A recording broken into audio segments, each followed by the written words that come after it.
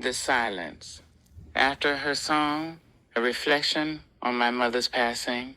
The silence after her song by Kateb Shunna.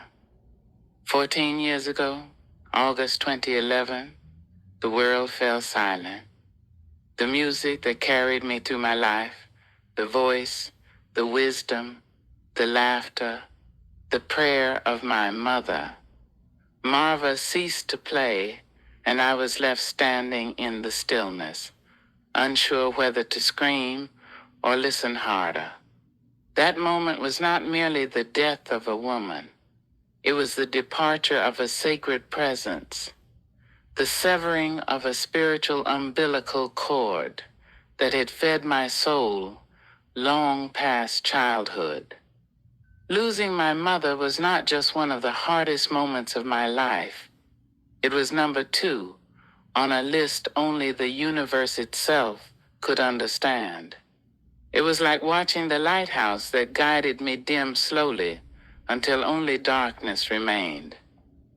I was caught in that black sea, adrift, no longer knowing where the shore was, or if there even was one. Grief doesn't arrive all at once like a wave. No, it's more like fog, quiet, creeping, heavy, and it settled into my bones before I had time to understand what was happening. My world stopped. Clocks still ticked. Birds still sang. People still smiled and moved about their days. But I was floating in a void, absent from time, abandoned by gravity. The loss was not only emotional, it was metaphysical. My spirit felt untethered, suspended above a body too weak to move, too stunned to cry for long, and too shattered to even feel anger. I was not simply mourning a person. I was mourning a universe that lived inside her, one that had revolved around me, lifted me, loved me without condition or pause. There are people we love, and then there are those who are love itself to us. My mother was not simply a figure in my life, she was the very container of my becoming. She held the echo of my first cry, the rhythm of my laughter, the tears I could not shed alone. Her prayers were wings that lifted my weary soul when I didn't even know I was falling. Her text messages, simple things like, "I love you, son," or "Have a beautiful, blessed day," were more than words. They were soul food, invisible medicine that kept my spirit nourished, and now without them, I am hungry in a way no food could satisfy. I miss her in the small places, in the sunlight that lands on the kitchen table, in the empty sound of morning when no call comes to say, "Good morning, baby." I miss her in the evenings when frustration sits heavy on my shoulders, and there is no mother's meal to remind me that the world is still kind. I miss the simple holiness of her voice. I miss the way she would say a short prayer, not because I asked, but because she knew, even before I knew that I needed one. I miss the emails that said, "What did you write today?" As if the act of writing were not just my calling, but her breath made visible through me. I did not know that grief had layers, seasons, echoes, that even after 14 years, it could sneak in like a shadow at midday and wrap itself around me as tightly as it did the day I stood at her graveside. As I sit here with tears washing down my face, exhausted from the weight of remembrance, I realize I am not just mourning her absence, I am mourning her presence in every moment that now feels incomplete. The silence is deafening. It is the silence after her song.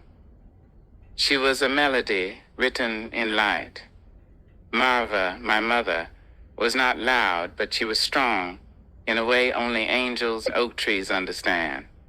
She loved with a fierceness that didn't demand attention but moved mountains in the spirit. Her love was like rain on drought-stricken ground, subtle, steady, and life-saving. She didn't shout her wisdom. She whispered it into the corners of my days, like a sacred wind that only the heart can hear. And now I am left to walk the days without that wind at my back.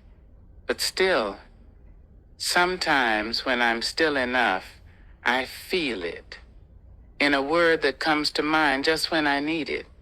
In the way I remember to pray when fear knocks. In the rhythm of my writing. When something divine passes through my pen and I realize she's still with me. Not as she was, but as she is a presence that lives on in the corridors of my spirit. The pain is still here, the loneliness sharp, the ache of missing a mother is a unique suffering, like losing the roots of a tree while still being expected to bloom. But it is in this hollow space that the Creator whispers most clearly. Grief, I've come to understand, is not the absence of love. It is its continuation.